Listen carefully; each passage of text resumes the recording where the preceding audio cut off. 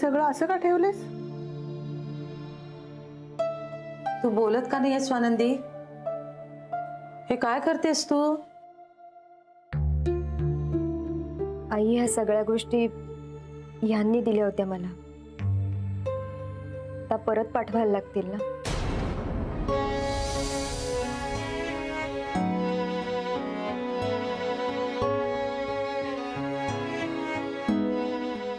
आनंदी, अगं तू आधी बोलून तर घे ना नीरशी.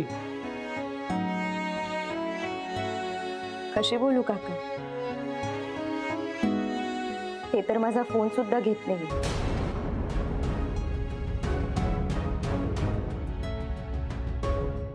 अवॉइड करतायत मला.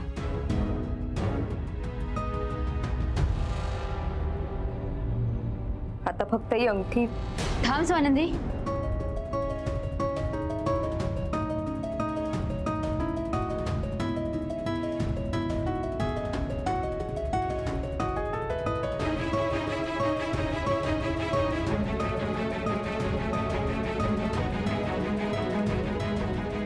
अंगठी नको काढू.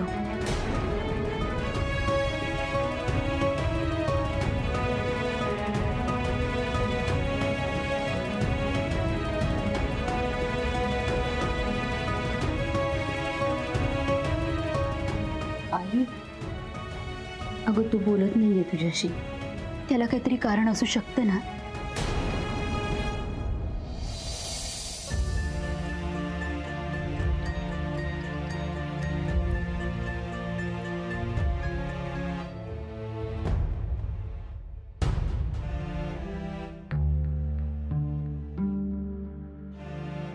इच्छा असूनही त्याला तुझ्याशी बोलता येत नसेल.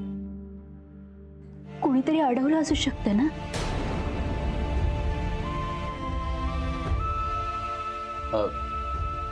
तुम्ही दोघं असे अचानक?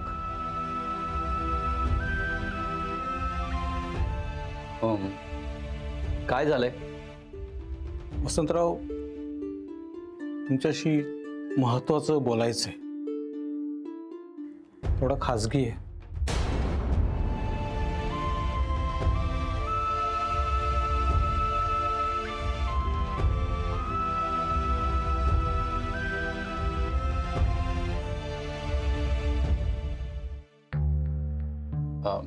स्वानंदी, तू आज जा बाळा.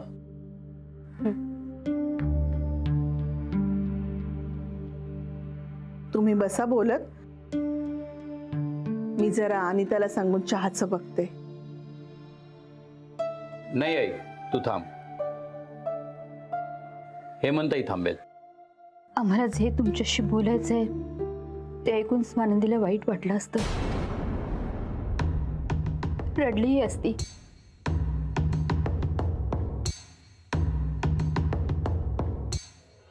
बरं झालं तुम्ही तिला हात पाठवलं ते. काय झालं ललिताताई? तुम्ही इतक्या हळव्या का झाल्यात? तुम्ही आधी बसा पाहू. बसा, मग बोलू आपण. या.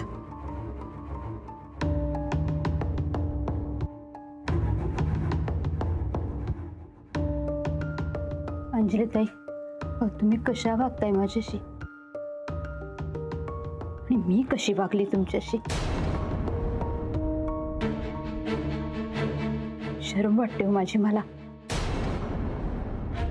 तुम्ही माफ केलं म्हणा, त्याशिवाय बोलणार नाही आम्ही.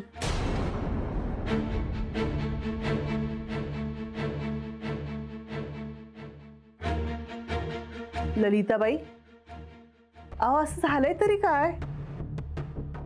मी सांगतो. तिच्याच्याने नाही बोलवणार एवढं. खूप बेचैन झाली ती. त्या दिवशी स्वानंदी इंद्रनीलला घेऊन आमच्या घरी आली तेव्हा ही स्वानंदीशी नीट नाही वागली. त्यानंतर तुम्ही दोघं आलात. त्या विषयावर बोलायलाही मला कसं तरी वाटतंय. आमच्या घरी पाहुणे मंडळी आली, तेही तुमच्यासारखे आमचे व्याही. पण आम्ही त्यांच्याशी अत्यंत कोरडेपणाने वागलो.